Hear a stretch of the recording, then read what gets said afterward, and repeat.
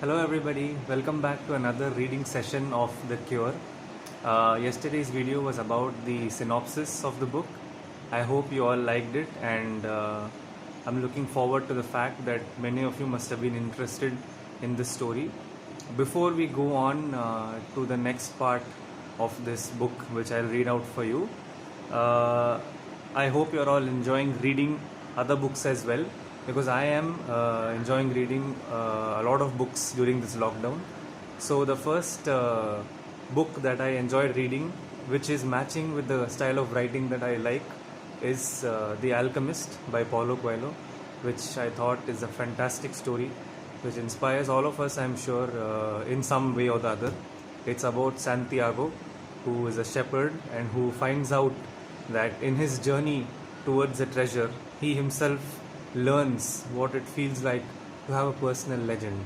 So, apart from these amazing stories, there are a few other series which I like, and let me tell you more about them.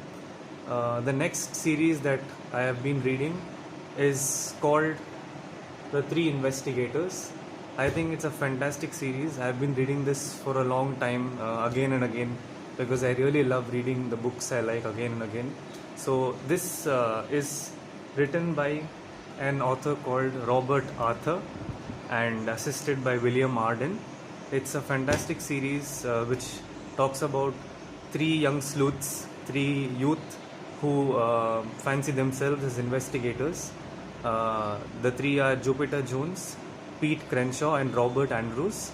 So these three are in the same school, and together they form their own investigating club, which turns out to be a hit among everybody in the city as well as the police. So they are given a special tag by the chief of police, authorizing them to take cases. They live in a place called Rocky Beach in California near Hollywood. So it's a pretty amazing series, and I'm sure that some of you may have read it, but I really love the stories, and the setting of each story is unique. You have the titles of stories, some of them are The Talking Skull, The Green Ghost, The Moaning Cave. So I really used to love reading these kind of mystery novels a lot.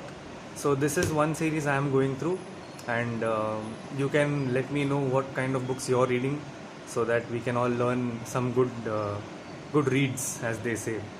Now, getting into my writing again, I had read the synopsis for you last time.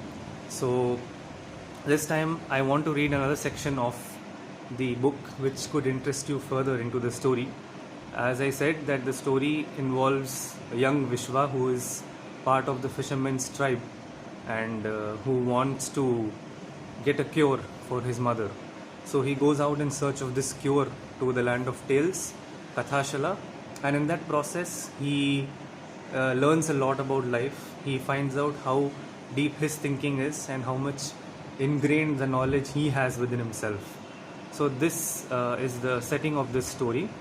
Now, when Vishwa is on the pursuit of this particular quest, this is one section of that quest.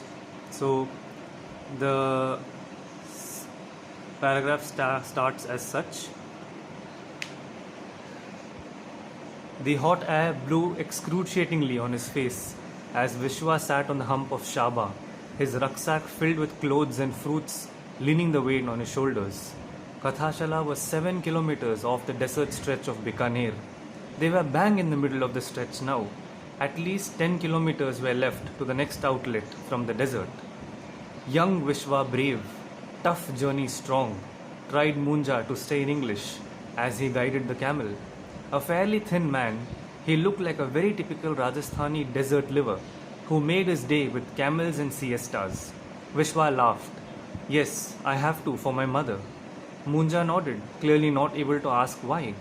For a few minutes they travelled in silence. It hurts, Ma.